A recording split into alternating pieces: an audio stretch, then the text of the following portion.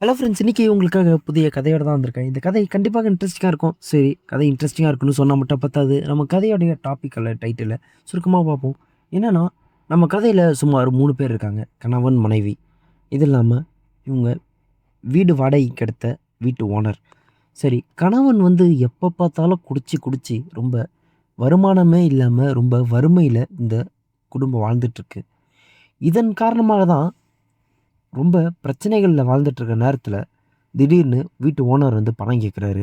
வீட்டு ஓனர்கிட்ட பணம் குடுக்க முடியாத இந்த பொண்ணு, வீட்டு ஓனர் கூட அவரு என்ன சொன்னாரோ அதுக்கு ஒத்துழைச்சு போறாங்க. இது எப்படி நடக்குது? அதுக்கப்புறம் என்ன நடந்துருச்சு? அப்படின்ற ட்விஸ்ட் அண்ட் டர்ன்ஸ் இருக்கிற கதை தான் இது. இந்த கதை கண்டிப்பாக இன்ட்ரெஸ்டிங்கா இருக்கும். ஸோ லாஸ்ட் வரைக்கும் ஸ்கிப் பண்ணாம பாருங்க. நம்ம சேனல சப்ஸ்கிரைப் பண்ணாதவங்க சப்ஸ்கிரைப் பண்ணிட்டு போலாம். சரி, வாங்க வீடியோக்குள்ள போலாம். நம்ம கதையில நம்ம சொன்ன மாரி சுமார் 3 பேர் இருக்காங்க. அதாவது வீட்டுடைய ஓனர், கணவன், மனைவி 3 பேர் இருக்காங்க. இந்த கணவன் மனைவி கதை என்னன்னு கேட்டிங்கன்னா, இவங்க ஒரு சாதாரண ஒரு கிராமத்தில வாழ்ந்துட்டு வந்துட்டு இருந்திருக்காங்க. என்னன்னா, கணவன் மனைவியே கிடையாது. அங்காளி, பங்காளின்ற முறையில வாழ்ந்துட்டு வந்துட்டு இருந்திருக்காங்க. என்னன்னா, இந்த பொண்ணும், இந்த பையனும் சொந்தக்காரங்க. இந்த பையன் வந்து குடிக்கிறான்னு தெரிஞ்சே வந்து, இந்த பொண்ணு வீட்ல வந்து இந்த பையனுக்கு கல்யாணம் பண்ணி குடுத்துருக்காங்க. ஏன்னா, சின்ன வயசுலயே வந்து இந்த பையனுக்கு வந்து இந்த பொண்ணுன்றத நிச்சயம் பண்ணி குடுத்த ஒரே காரணத்துக்காக, இந்த பையன் குடிச்சாலும் பரவால்ல, இந்த பையன் குடிச்சிட்டு அடிச்சாலும் பரவால்ல, வேலைக்கு போலைனாலும் பரவால்லன்ற ஒரு சிச்சுவேஷன்ல வந்து அவங்க கல்யாணம் பண்ணி குடுத்துருக்காங்க. இதில என்னன்னு கேட்டீங்கன்னா, இந்த கதையில வந்து நெறைய எமோஷனலா இருக்கும். ஸோ, லாஸ்ட் வரைக்கும் ஸ்கிப் பண்ணாம பாருங்க. என்னான்னு கேட்டீங்கன்னா, இந்த 2 பேரும் இப்படி வாழ்ந்துட்டு இருந்த சிச்சுவேஷன்ல தான், சரி இந்த பொண்ணு வீட்ல ஏன் வந்து இந்த பையனுக்கு ஓகே சொல்றாங்கன்னு கேட்டீங்கன்னா, இப்ப இவன் குடிச்சாலும் ஓரளவுக்கு படிச்சிருக்கான். இவன் வெளியூர் போயி வேலைக்கு போவான். அப்படி வேலைக்கு போனா ஒரு வருமானம் வரும். இவன் வந்து இவங்களுக்கு ஒரு குழந்தை பொறக்கும். ஸோ வந்து இப்படியே இவன் வாழ்க்கை நல்லபடியா ஓடுன்ற ஒரு நம்பிக்கையில தான் வந்து இந்த பொண்ணுக்கு வந்து இவங்க கல்யாணம் பண்ணி குடுத்துருக்காங்க. அதாவது இந்த பையனுக்கு இந்த பொண்ண. ஆனா, எல்லாத்துக்கும் எதிர்மறையா என்ன நடந்துச்சுன்னு பார்த்தீங்கன்னா, ஃபர்ஸ்ட்டு சொல்ற மாரி கல்யாணமும் பண்ணி குடுத்துட்டாங்க. இந்த பையனும், பொண்ணும் நெனச்ச மாரி ஒரு சிட்டிக்கு வராங்க. 2 பேரும் வேலைக்கு போறாங்க.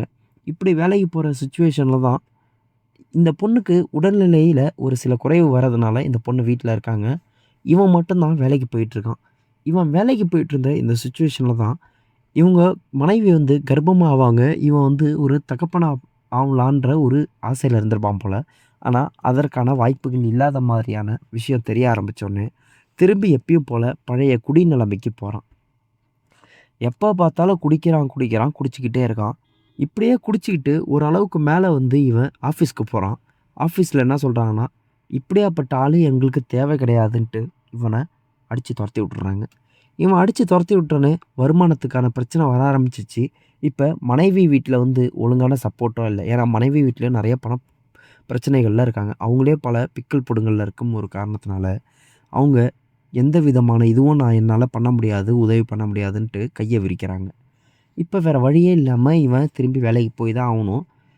சரி, இப்படியே நம்ம வேலைக்கு போலாம்னா, இன்னொரு கம்பெனிக்கு போறான். அங்கேயும் வந்து இந்த மாரி தண்ணி அடிச்சுட்டு இருக்கிறதுனால, இவன அடிச்சு தொரத்தி விட்டுர்றாங்க. இவன அடிச்சு தொரத்தி விட்டுக்கிட்டே இருக்காங்க. சரி, இவன் ஒரு அளவுக்கு மேல ரொம்ப ப்ரெஷர் ஆகி ட்ரிகர் ஆயிடுறான். என்னன்னா, நமக்கு ஒழுங்கான முறை வேலையே கிடைக்கல. வேலை கிடைச்சாலும் அதற்கேத்த சம்பளம் கிடைக்கல. இன்னொரு விஷயம், நம்ம மனைவியும் வந்து நமக்கு அதாவது குழந்தை பாக்கியம் என்பது நமக்கு இல்ல. வேற என்னதான் நம்ம பண்றது? என்னதான் இது வாழ்க்கை?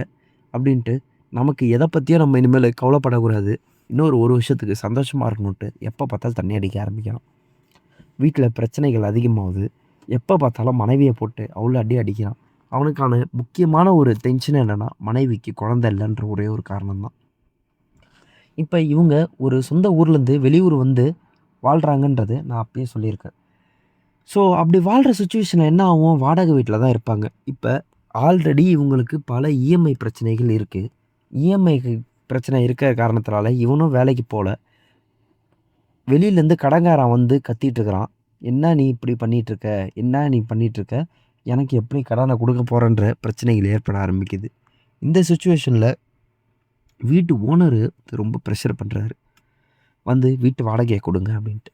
வீட்டு வாடகைய குடுங்கன்னு சொல்லும்போது, இந்த பொண்ணு தான் வந்து எல்லார்கிட்டயும் பதில் சொல்லிட்டுருக்கு. "என் கணவர் இப்படி இருக்காரு. அவர எப்படியாவது நான் ரெக்கவர் பண்ணி நான் வேலைக்கு அனுப்புறேன். வேலைக்கு போன அடுத்த நாளே வந்து உங்களுக்கு சம்பளம் கிடைக்கும். அதாவது உங்களுக்கு அவருக்கு சம்பளம் கிடைச்ச உடனே உங்களுக்கு சேர வேண்டிய பணம் நான் வந்து உங்களுக்கு குடுப்பேன் அப்படின்ட்டு. ஆனா போற போக்க பார்த்தா இவன் வேலைக்கு போற மாரியே தெர்ல. ஹவுஸ் ஓனர் வந்து சுமார் உங்களுக்கு இன்னும் 2 மாசம் தான் டைமு. 2 மாசத்துல குடுக்கலைன்னா பிரச்சனை வேற மாரி ஆயிரும்ன்ற மாரி சொல்றாரு. ஏன்னா அட்வான்ஸ் பணமே வந்து இதுக்கு மேல கழிஞ்சிருச்சு. கழிஞ்ச காரணத்தினால வேற வழி இல்லாம இது பண்றாங்க. இதுக்கு மேலயும் இவன திருத்த முடியாதுன்ட்டு இந்த பொண்ணுக்கு தெரிய ஆரம்பிக்குது. சரி, என்னதான் பண்றதுன்னு யோசிக்கும்போது தான் தெரிய வருது. என்னதான் பண்ணலான்னு யோசிச்சா, இவனுக்கு தான் வந்து குழந்தை பாக்கியம் இல்லாத பிரச்சனை இருக்கு. ஆனா, இவன் வந்து இவங்க மேல வந்து பழி போட்டுட்டு இருக்கான். சரி, அப்ப குழந்தை இல்லாத காரணத்துக்காக தான இவன் இப்படி பண்றான். குழந்தை இருந்தா இவன் வந்து இந்த பிரச்சனைகள் பண்ண மாட்டான். வேலைக்கு போவான், சந்தோஷமா இருப்பான். அதற்கு நம்ம என்ன பண்ணலான்ற ஒரு யோசனை வந்துட்டுருக்கு இந்த பொண்ணுக்கு. இவனுக்கால முடியல. அப்ப வேற ஒருத்தவங்களால தான் நம்ம வந்து கர்ப்பம் ஆகணுன்றது நம்ம தலையெழுத்து. இதில தப்போ, அசிங்கமோ கிடையாது. நம்ம வாழ்க்கை இது. அப்படின்ட்டு இந்த பொண்ணு யோசிச்சுட்டு இருக்கா. இப்படி யோசிச்சுட்டு இருக்கும்போது தான் வீட்டு வாடகை தராத ஒரு காரணத்தினால ஓனர் வந்து செம்ம கத்துறான். அப்ப ஓனர் கத்தும்போது அவன் என்ன சொல்றான், "நீலாம் எதுக்கு இவன நம்பி இருக்கன்ற" மாரி கேட்குறான். அப்பதான் இவங்களுக்கு லைட்டா புரியுது. இப்ப நம்ம கர்ப்பமானாலும் சுமார் 10 மாசம் நம்மள பார்த்துக்கிறதுக்கு ஒரு நல்ல ஆளு வேணும். அத செலவு பண்ண. அப்ப நம்ம ஹவுஸ் ஓனர் வந்து பயங்கரமான ஆளு. அவர்கிட்ட நம்ம எப்படியாவது இந்த விஷயத்த வந்து இம்ப்ளிமெண்ட் பண்ணா நம்ம சந்தோஷமா வாழலாம். லைஃப் ஃபுல்லா சந்தோஷமா வாழலாம்னு நெனைக்கிறாங்க. கணவர் வந்து எப்போதும் தண்ணி அடிச்சு தூங்குற காரணத்தினால ஹவுஸ் ஓனர்ட்ட போயி, "நான் என்ன வேணா உங்களுக்காக பண்றேன் ஹவுஸ் ஓனர்" அப்படின்ட்டு கால்ல விழுறாங்க. "என்ன வேணாலும் நான் என்னம்மா?" அப்படின்ட்டு கேட்கும்போது ஹவுஸ் ஓனர்ட்ட சொல்றாங்க, "இதுக்கு கூட நான் ஓகே" அப்படின்ட்டு. இவங்க ஏன் ஓகே சொல்றாங்கன்னா, அப்பயாவது உங்களுக்கு குழந்தை பொறக்குன்ற ஒரு ஆசைக்கு. இப்படி சொன்னதுக்கப்புறம் ஹவுஸ் ஓனருக்கும் டபுள் ஓகேவாயிடுச்சு. "நீ வீடு வாடகையே தர வேணாமா? நீ இதுக்கு வந்து சொல்லியிருந்தா நான் வந்து இத நான் உன்ன வந்து கஷ்டப்படுத்தியிருக்கவே மாட்டேன்ற" மாரி அவரு மானே தேனே போனேன்ட்டு அவரு பயங்கரமா வசனங்கள்லாம் பேசுறாரு. இதே மாதிரி இவங்க 2 பேரும் சந்தோஷமா இருக்காங்க. ஏன்னா கணவர் எப்ப பார்த்தாலும் தூங்குற காரணத்திற்காக இந்த பொண்ணும், ஹவுஸ் ஓனரும் ரொம்ப சந்தோஷமா இருக்காங்க. ஹவுஸ் ஓனருக்கும் வாடகைக்கு பதிலா இப்படி திருப்பி வந்த மாரி ஆயிடுச்சு. இந்த பொண்ணுக்கும் குழந்தை உருவான மாரி ஆயிடுச்சு. இப்படியே பண்ணிட்டு இருக்கும்போது தான் ஒரு 3 மாசத்துல குழந்தைகள் உருவாகிடுச்சு. அதாவது இந்த பொண்ணு மாசமாயிட்டாங்க. இப்ப இந்த ஹவுஸ் ஓனர் தான் இந்த 10 மாசமும் இந்த பொண்ண அதாவது இந்த பொண்ண வந்து கர்ப்பமா இருக்க பொண்ண பார்த்துக்கிறாரு. இது வந்து கணவனுக்கு ஒரு சில சந்தேகங்கள் ஏற்படுது. ஆனா, அவனால அந்த சந்தேகத்த கேட்க முடியல. ஏன்னா, அவன் வருமானம் இல்லாத ஒரு சிச்சுவேஷன்ல இருக்கான். இப்ப கேட்டா கையால் ஆகாதவன்ற மாரி கேட்டுருவாங்க. ஆனா, திடீர்னு குழந்தை பொறக்குது. இதுல ட்விஸ்ட்டே என்னன்னா, திடீர்னு குழந்தை பொறக்கும்போது, வேற ஒரு முகம் வருது. என்னன்னா, அந்த ஓனரோட முகமும் இல்ல. கணவரோட முகமும் இல்ல. இன்னொருத்தவனோட முகம் வருது. இதுதான் வந்து பெரிய ட்விஸ்ட்டு.